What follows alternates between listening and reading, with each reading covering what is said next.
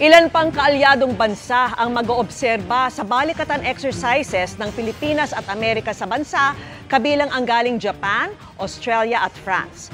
Bukod po sa West Philippine Sea, palalakasin ang puwersa ng ating Navy sa Aurora na nakaharap sa Philippine Rise. At nakatutok si Ian Cruz. Bandang dulo pa ng Abril hanggang Mayo, muling magsasanay sa balikatan exercises ang mga sundalong Pilipino at Amerikano. Pero sa susunod na linggo pa lang, may papasok ng US Forces sa Pilipinas na makakatuwa ng AFP sa paggawa ng mga silid-aralan at health centers sa Ilocos Norte, Rizal, Palawan at San Fernando, La Union. Lahat yan popondohan ng Amerika.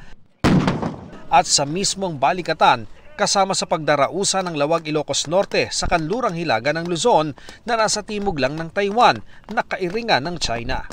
In terms of the number of participants will be actually participating, it will have to be the maritime strike, the SYNC exercise in Lawag.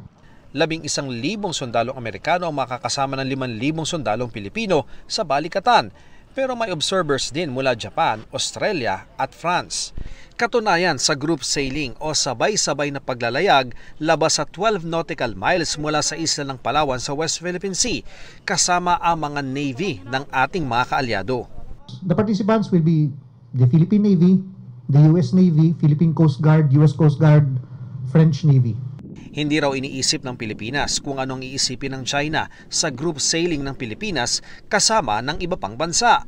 I mean, I can go 1 meter beyond 12 nautical miles. I'm already international waters. So it does not really matter legally. And I believe that we have a right to be there.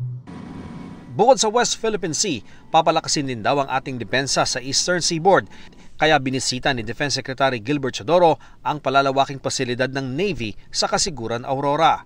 Kaharap nito ang Philippine Rise kung saan kamakailan lamang ay may napaulat na presensya ng Chinese research vessel. We will be developing Kasiguran area to be able to host Philippine Navy and AFP forces for projection towards the Eastern Seaboard that covers Benham Rise, to provide our forces the capability to secure and to protect all the way up to the EEZ.